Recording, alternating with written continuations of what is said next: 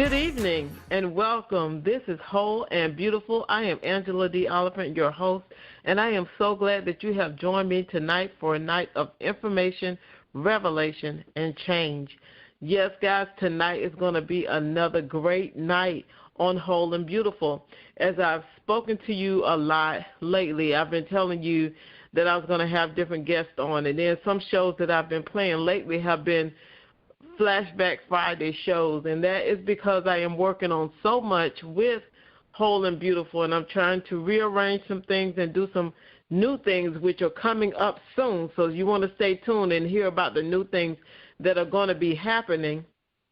But tonight's show is an interview that I have been waiting to do for quite some time now, and we have found the opportunity and the time to do this interview. So my guest tonight is going to come on. She's going to share a little bit of information about herself. She's going to share some different things concerning the diagnosis that she had.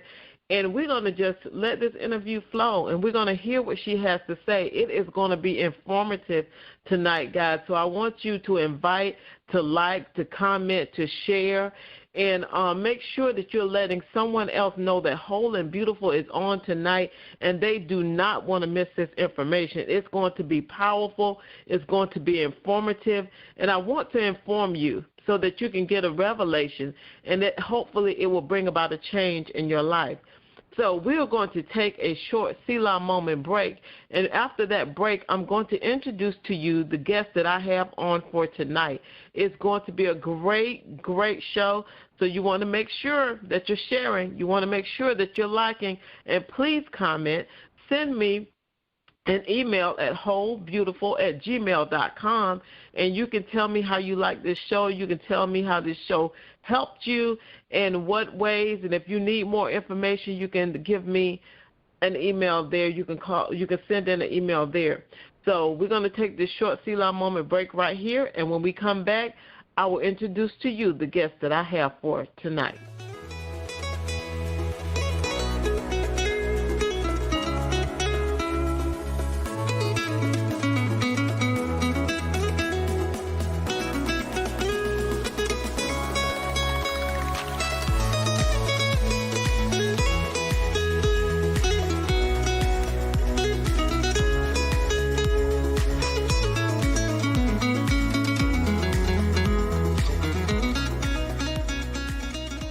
Hello and welcome. Yes, this is Whole and Beautiful, and we are back.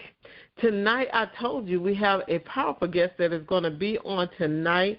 She has joined me tonight to share some information to you tonight that's going to hopefully bring about a revelation and change. So I want you to perk up your ears. I want you to hear what's being said and listen to the details and listen with your heart tonight. And I want you to comment tonight and just be here tonight and share all this information with us. So if you have any comments while this conversation is going on, please put your comments up, and we will make sure that we respond to those comments. But tonight's guest, her name is Josie Patricia Cooks. Yes, guys, Cooks. So if you look on my Facebook page, you will see my name is Angela Oliphant. Yep, she's my sister, guys. She is 42 years old, and she was diagnosed with PCOS when she was 23. She attended and graduated from Virginia College with a diploma as a pharmacy technician, and she is currently working as a daycare teacher of 3-year-olds. She says that she is privileged to be a mom, and she has a 7-year-old, but she lost 2 babies, guys, due to miscarriage due to the PCOS. So we are going to talk about that PCOS tonight and share what PCOS is, and we want you to just listen in. So if you have a girlfriend that you need to contact them and let them know. And I'm going to let you guys know this is a disclaimer. We are not saying that we are experts on PCOS. We're just sharing with you her diagnosis, what she went through, and I'll be sharing a little bit of information of what I've studied and looked up about PCOS, but we are not doctors, and don't go by our information. You need to go to your doctor. So we're going to talk to Josie tonight and see what she wants to share with us concerning the PCOS and the different things that she has walked through with this particular diagnosis. Welcome, Josie. How are you? I'm doing great. How are you doing? I am doing well. I told them, like you heard, that we were going to be talking about PCOS, but before we get to the PCOS, can you tell me, how is it being 42 with a 7-year-old? It's extremely exhausting. It's extremely exhausting. I love it, but I mean, I'm glad I was older when I had her. Just because of being able to handle things better. Yeah. But trying to keep up with her, it's a lot. It's a lot. And she's getting to the point now where she does want to do extra things and all that. And then a lot of times I'm always telling her, Mama old. So I got to quit saying that because she just started saying it. So trying not to say that, but, just trying to suck it up most days and just go ahead and run around with her. So she doesn't have any siblings to run around with. So it's a joy. It is a joy. Well, that is good. So she expects the mama to be the playmate. Yes, most days. For the most part, she does play really, really well by herself, and she entertains herself. But there are times when she wants to go outside and she wants to run around. She wants to do different things, and Mama is tired because Mama has work. But all in all, it's been great. Well, that is good. And you answered a question that I was going to ask you also, was that did you think being at the age you are now that you would be a better mom, you're a better mom now than you would have been like in your 20s? Most definitely. I'm more stable, like mentally, to be able to handle it more. I don't think if I would have had her in my 20s, I don't think I would have been able to really handle it. I don't think I would have. Oh, okay. Even though I always had other people's kids then, because I was forever, getting somebody's child. But it's one thing to be able to get them for a little while, pet them up, spoil them, but then they went back home with their mamas. I didn't have to deal with everything that came with parenthood, so I don't think I would have been able to really handle it in my 20s. Okay.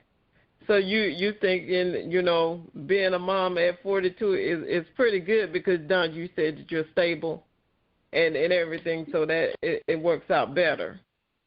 It works out better. I'm able to handle things a lot more. Things that come at me, or things I get hit with, or unexpected things, I'm able to handle it a lot better. A lot of the stuff that has transpired over even the last year, if that stuff would have happened to me in my 20s and I had her, it would have broke me. Yeah. So I think now that, I'm more equipped, I see things differently now that I done got older. So I think I do it better now, because even now I realize even what, the things that Mama had to do, I understand it better now. It's like, oh, okay, this is why she did this, or this is why this happened. So it's like I get it more now, whereas in my 20s I didn't fully understand. But now I get it. So. Yeah, because with age, you're supposed to mature. I'm not saying that it always happens with everybody, but you're supposed to mature with your age and flow with it. So then you better understand, and you think things through better. But let's talk about this PCOS. If anybody don't know what it is, it's polycystic ovary syndrome. Mm-hmm. And it's dealing with the ovaries and the different things. And you said that you got diagnosed when you was 23. Can you tell me about your diagnosis and how that came about? Yes. It happened. Well, what happened was I was feeling bad, but I've always felt the way I was feeling. I've always felt like that. Didn't know what it was. Nobody had never told me. So it was normal to me for a long time. But what happened was my cycle skipped. I wasn't concerned about me, being pregnant or anything at the time. So I was like, okay. And I told Mama, and she was like, well, sometimes it happens, maybe you're stressed or something. But then as time progressed, I didn't have another one, but I wasn't really paying attention. And I went probably maybe 2 months without having one, and then I just started being in a whole lot of pain, and I didn't know what was going on. At first, Mama thought it was maybe like appendix type stuff or something, and just didn't know. And I was in a whole lot of pain. It got to the point that I could barely move, and I couldn't, like me walking, even sitting up. I was just like in the excruciating pain. It got so bad to the point that Mama had to dress me. I couldn't even put my clothes and stuff on. And then she was the one that asked me, had I had my cycle, and I was like, no. So I don't know what she was thinking. She told me, had me to make an appointment at a gynecologist. Before then, to be honest, I had never been. I knew I needed to go, but I had never been. So I went, and the doctor that I had, when I got there, by the time I did get her, I was barely walking, but she was in the back watching me. She was in the little nurse's station when they called me back, because I had told them what my symptoms was and stuff. So she was watching me. So when I got to the back, she went ahead and examined me, and she's like, I think I know what the problem is. And I ended up having it. She was like, we're going to do an ultrasound for me to be sure. And so once she did ultrasound, she called Mama back, and then she was telling me that she really believed that I had PCOS. And she said the reason why is because instead of like on a normal cycle, an egg drops, and then your cycle stops when it, isn't fertilized. Well, what was happening was mine was I was not only having one, I had multiple ones that were dropping, but my cycle wasn't happening, so they was just building up. So I was able to, she actually showed me on the ultrasound, she let me see it, and it was moving. It was a big cyst that was forming on my, I think it was on the right ovaries, ovaries, and it was a huge cyst, and because of the blood flow going through it, it looked like it was moving. So she told me that's what she thought it was, and she was just saying because I have like skin discoloration, and then I also have facial hair that grows on my face, and some discoloration like under my arms and stuff. So she said those were some of the symptoms that she wanted to run some more tests. And when she ran the other test, then she figured out that's what it was. So that's how that started. But it was like I didn't know before then. But that's how me getting diagnosed came about. So once you were diagnosed and you found out, okay, this is what I have, what recommendations did your doctor give to you to help? Was there a medication? Was there eating the way you ate or different things? Was there anything that she could do in order to help you with that diagnosis? Well, first of all, there's no cure for it.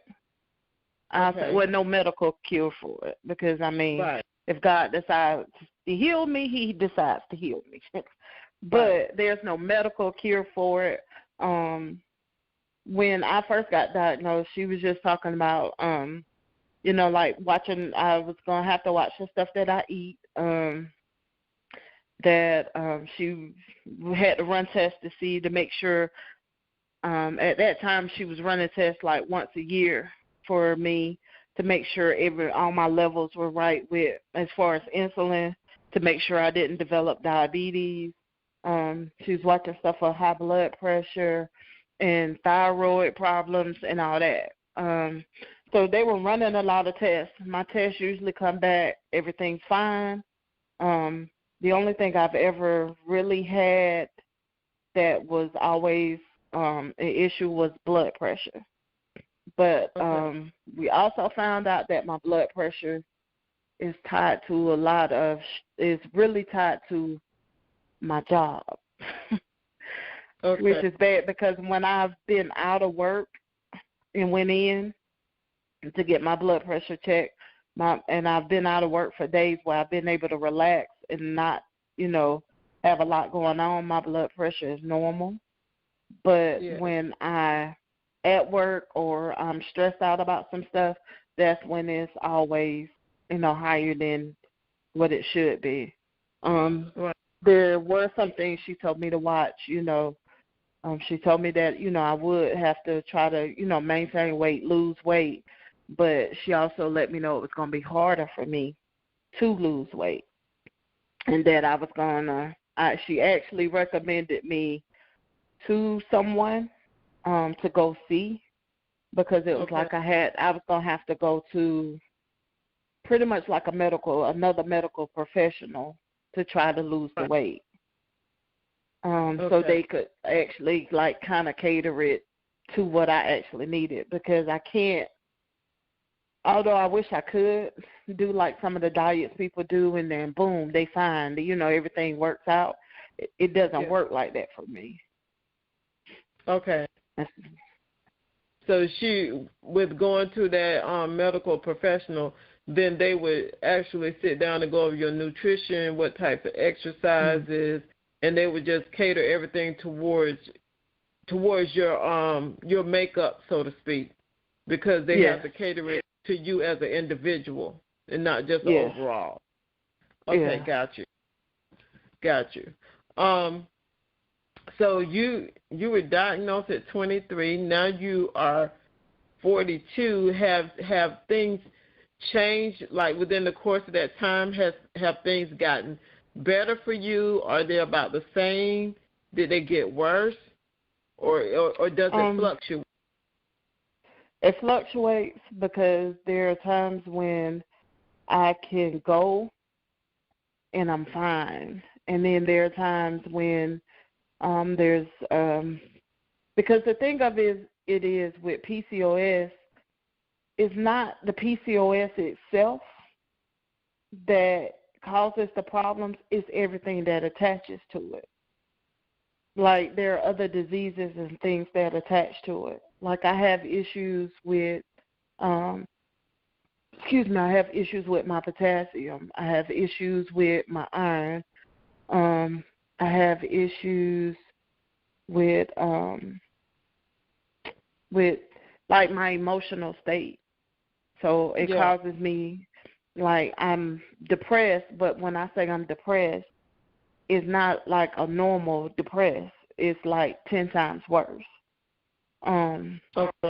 So I have that. I deal with panic attacks because it's a hormonal disease. It's like I got all this stuff attached. So it's like the stuff that comes along with it. So there are times when I go and I'm fine and everything's fine, and then boom, out of nowhere I get hit. I also have osteomalacia, which is a bone softening disease, because I have a lack of D3, of pretty much being in the sun. So I have a D3 deficiency. So there are times when, especially when it's cold, or even when I'm in the house, if I'm too cold or something, it causes me to be in a whole lot of pain. I am usually in pain anyway, most days, but it's like because I've dealt with it for so long, it's like I'm used to it. But the days that I'm like, oh, I'm hurting, I'm in like a lot of pain. This is not my normal, everyday pain. So I know a lot of people deal with the infertility part of it, which in the beginning my doctor had told me that if I wanted kids that I was going to have to take medication and possibly have to get shots and all this. And so she was like, think about it. And I had told her, I said, well, if I hadn't decided by the time I'm 35, I'm not having any kids. And she was like, okay. And she was like, well, when you turn 35, if you don't want any, I'm going to go ahead and we're going to go ahead and schedule and do a hysterectomy to see if this will alleviate some of the stuff. But she left 2 weeks before. I think she left, 2 weeks before I turned 35, she left. I got switched over to a new doctor. Wasn't thinking about it. Had scheduled to see the new doctor, but lo and behold, when I went to go see the new doctor, I was pregnant. So it was like surprise. I had no idea. So by the time I did go to my doctor, I was already, probably like 2.5, almost 3 months. I probably liked it 3. Yeah, I was like at 3 already. I had no idea because, see, I skipped. At the time, I was irregular, so I would skip cycles. Right. So, but, yeah, just sometimes it flares up, and then there are other times when I'm fine. I'm not having any kind of fights or any kind of emotional things. Everything's fine. I'm happy. I'm laughing because I love to laugh, and everything is great. And then out of nowhere, it could be something real simple, and it throws me. That's just like this week. At work, I've been in a classroom, and the classroom is extremely cold, so I've been in pain all week long. And, having trouble kind of moving and, having to kind of get in the sun to be able to kind of warm up and things like that. So. Okay. So I did read, when I was reading up on PCOS, it was talking about a lot of the things that you've been saying tonight about how there is no medical cure and that different things can make it better, like with your exercise and your eating, and they can somehow, kind of work it out where it gets a little bit better, but there's no like no cure all, put it that way, for it. And then they talked about how your body produces a male hormone, which our bodies produce anyway, but with PCOS, it produces it more than it should. Yeah. And that causes the hair growth and all of that to take place. Yeah. What would you recommend, or what would you tell someone, like if there's someone out there who has been diagnosed, or someone out there who hasn't been diagnosed, but they hear what you're saying about what you're going through, and they're saying, hey, I need to go get checked. What would your advice be to somebody who is listening tonight, and they may have some of the symptoms, but they're kind of leery about going to the doctor or whatever? What would you say to that person? The thing I would tell them is it's not the end of the world. It is something that, although it's inconvenient, it's something that you can live with. Not that you want to. The best thing is to know what's going on. Because I know what's going on now, I know it's like, okay, this is, I can't have this. Like, I have an issue with eating beef now. It says, although I love a hamburger sometimes, it sends me, if I eat one, I may be okay. But if I eat beef, a lot throughout the week, it causes me to be in a lot of pain. So it's like it can be managed, and it's not the end of the world. The best thing is, I would tell somebody, the best thing is to know.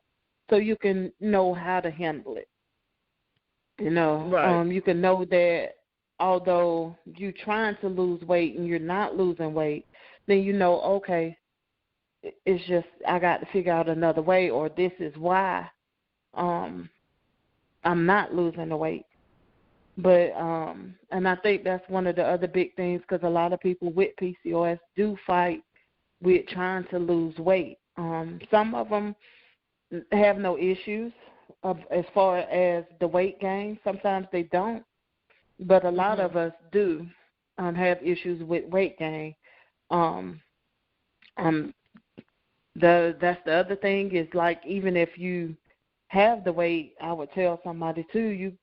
It was something that Linda told me. I remember when I was in like 5th grade, and it stuck with me for my entire life. And she was like, "People gonna see you how you see yourself." So it like changed my course of thinking. So even with the PCOS, it's like, you know what? Yeah, I got this. This is what the doctor says I have. I have it. I have to deal with it. But even though I have that, I don't have to, conform to that. I can be who I am and love who I am, and that's who people are going to see. And they're not going to see, oh, that's just Josie. She got PCOS. Or that's just Josie. She just, gaining weight. She's just obese or something like that. They're not going to see that. I have come to realize that that's the biggest thing. You have to, it's all about who you see yourself as. Because, most people being around me wouldn't even know that I had it unless I tell them. Right. Hey, I got this, or, I deal with this or whatever. They don't know. A lot of times I do have to tell, especially with the people I work with, I have to say something because of flare-ups or whatever. But it's all in knowing who you are and being happy with who you are. So even if they're about to get diagnosed with PCOS, or if they think they may have it, it's not the end of the world. It's something you can, like, kind of live with it, own it, and make it your own, Like when I first got diagnosed, it bothered me, and I was upset because I was like, oh, I'm not going to ever have children, and I wanted children, and, I'm like, oh, But then I got to the point where it's like, you know what? Whatever's for me is for me, you know. And so it's like I got to a point where I stopped giving in to that feeling. And it's like, you know what? This is who I am. I got it. Now I'm going to deal with it, And so it's just I had to change my way of thinking. Right. I think that's the biggest thing. And no, go ahead. No, I was just saying, I think that's the biggest thing, especially because some of the sites that I join with people with PCOS, the two main complaints are the children, not being able to have children, and the weight loss. But, as far as the children, everybody, they want children of their own, but you can also take care of somebody else's child, or you can adopt. There's other ways around it. And then who knows, a lot of times I found out too, a lot of people with PCOS don't have kids until later on. Right. And that was something I did find out. And then as far as the weight gain, it's like you got to be happy with who you are, whether you lose the weight or you don't. And I think that's a misconception and when it comes to people that don't really know me, they think I have an issue with my weight. And I really don't. Whether I'm this size or I'm a smaller size, I still like who I am. Even at the size that I'm at now, I've been way much heavier than this.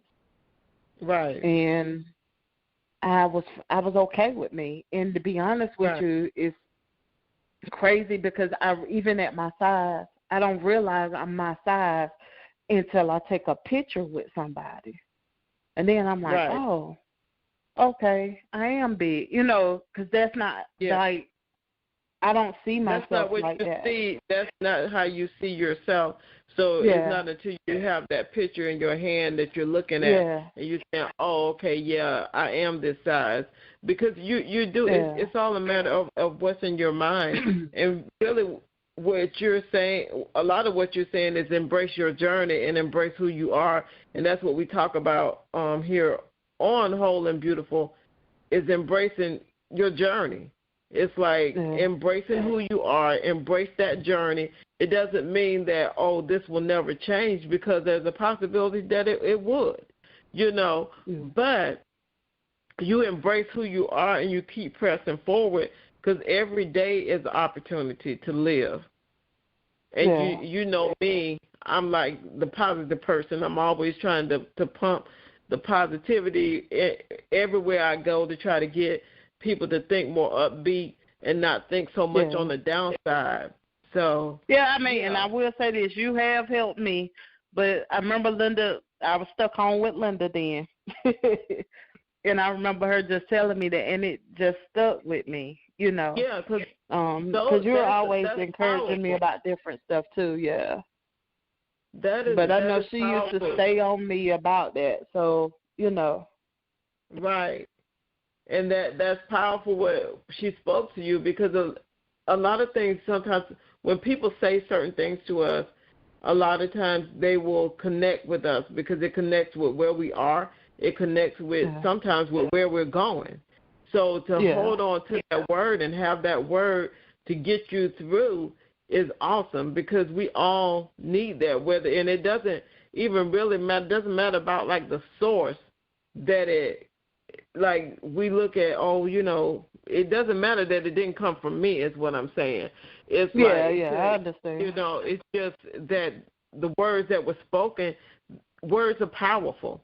And I say that a lot to people. Words are very powerful, whether they're negative or whether they're positive. So we need to make sure that we're speaking good things and kind things, because words will linger with us forever. They never go away. Whether it was a negative, whether it was a positive, they stay with us. So it's awesome that she spoke that so long ago and that you held on to that and that you're living it and walking it out. I look at it as being an awesome thing, because through those words you're embracing your journey. Yeah. And your journey may not be like somebody else's journey, but you have to embrace the journey that you're on and just applaud and be like, hey, I'm here. I'm here, and I'm living. But I wanted to ask you, what do you feel like is your greatest accomplishment to date? Like, as of today's day, what do you feel like your greatest accomplishment is? My greatest accomplishment would have to be, like, surviving.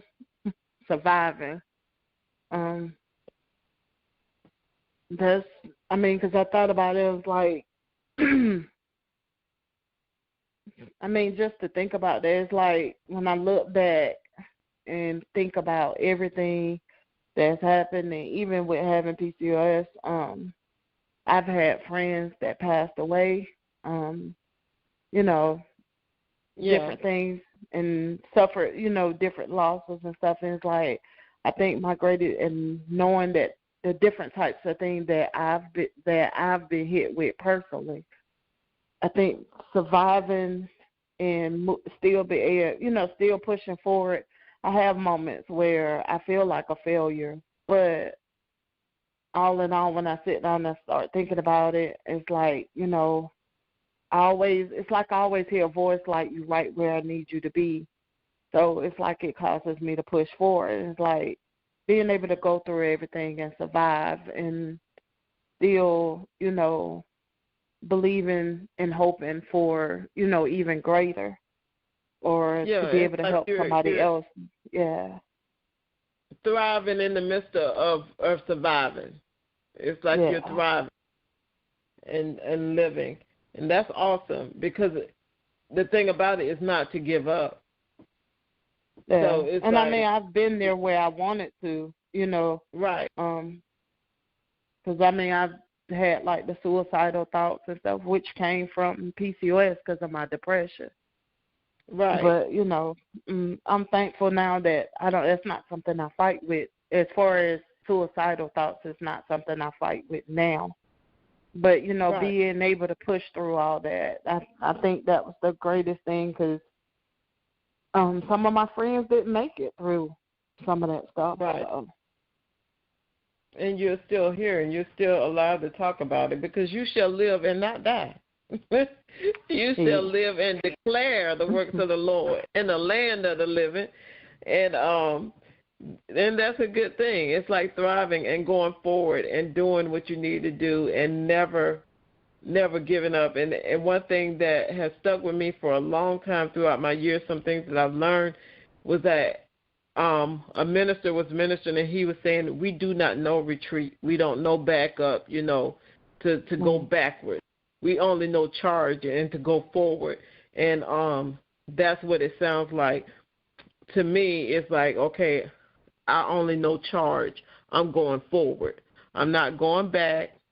It's like the song, I'm not going back, I'm moving ahead. It's like I'm not going back to all of that. I'm going to keep pressing forward, because every day, is a great day. And it could change. It could change today. It could change tomorrow, where things start to get better with even with the PCOS. So therefore, you wake up and you push forward every day.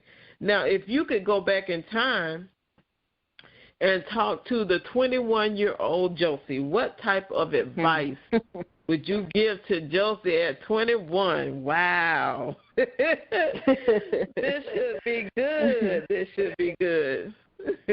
Well, I don't know. 21-year-old Josie was calm.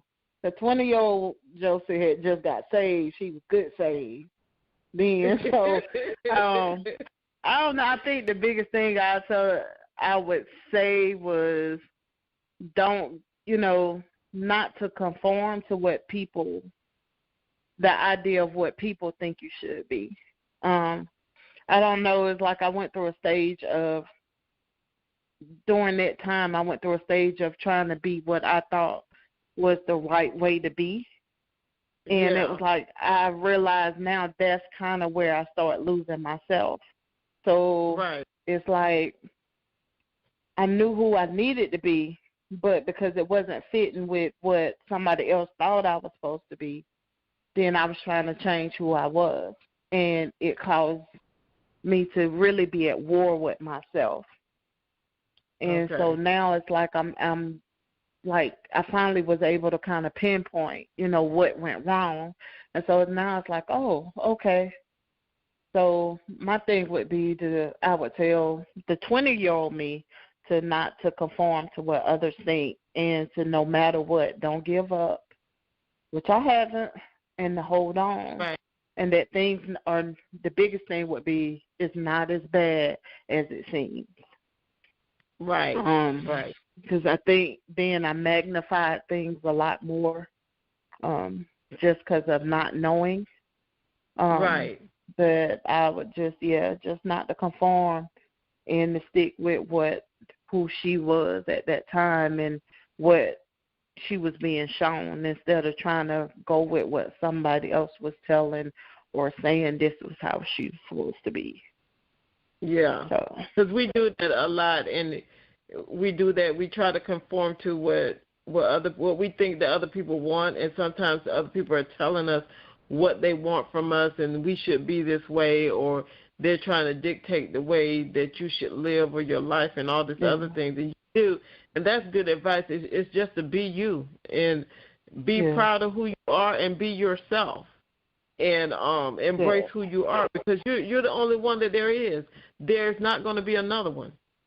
Somebody may favor you. Somebody may look like you. But my thing is always you got to be you. Yeah.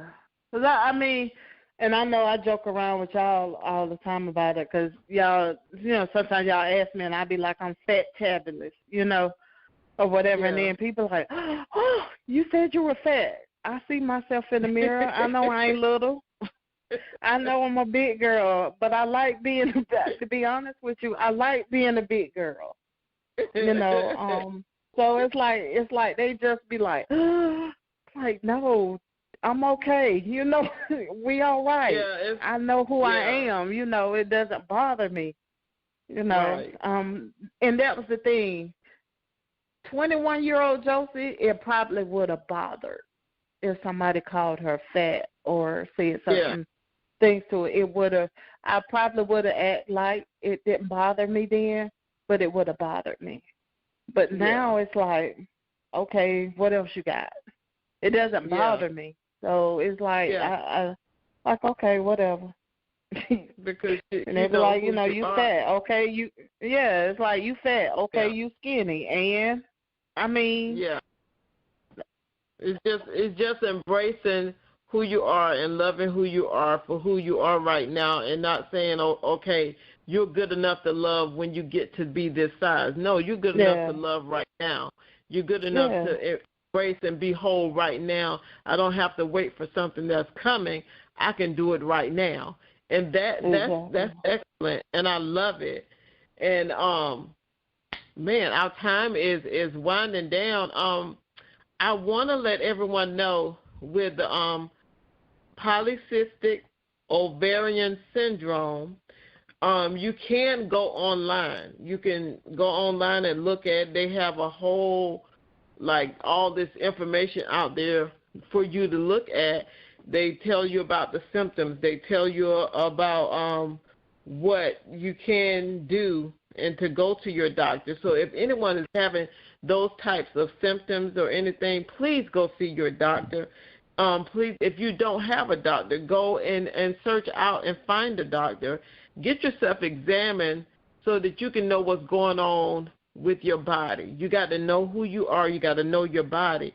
And I am so glad that that Josie went to the doctor and that the doctor was able to talk to her, was able to examine her and find out what was going on, because a lot of times we don't go to the doctor and we end up not even being here anymore because we didn't go get ourselves checked out. So please go and get yourself checked out. And if you have any questions for Josie, and you want to talk to her because maybe you were diagnosed with PCOS and you want somebody that you can link up with and talk to, then send me an email at wholebeautiful@gmail.com, and then I will get you in contact with her, and then she can share more information with you, what she knows about it, and maybe be part of your support team to help you walk through it. So if you need to get in contact with her, again, send me an email at wholebeautiful@gmail.com, and we will get in contact with her for you, and then that way y'all can make that connection, because we want everyone to be healthy. We want you to be whole, and we want you to be prosperous. Josie, I want to thank you so much for sharing this information with me tonight and sharing it with my listeners. I'm going to see probably if I can get you back sometime and we can talk some more about some other things, and because I have a few ideas in my head about what I want to talk about, but I will be getting with you. So I want to thank you for being here tonight. Thank you for joining me. Thank you for having me. Appreciate it. Well, guys, this has been another night of Whole and Beautiful. I am so glad that y'all have joined me tonight. I thank you for listening in, and I'm asking you to share this interview as much as you can with as many people as you can, to let them know that they can get some information that will bring about a revelation and a change. And until we meet again next Friday at 7 p.m., or you can listen to the replay tomorrow, Saturday, at 4 p.m. Until we meet again, I am Angela D. Oliphant, allowing you to see, hear, and to know that Whole and Beautiful is not just your destination, guys. It is most definitely your journey. So make sure that you tune in, and thank you for tuning in tonight, my Whole and Beautiful Nation. I love you. Until we meet again, good night.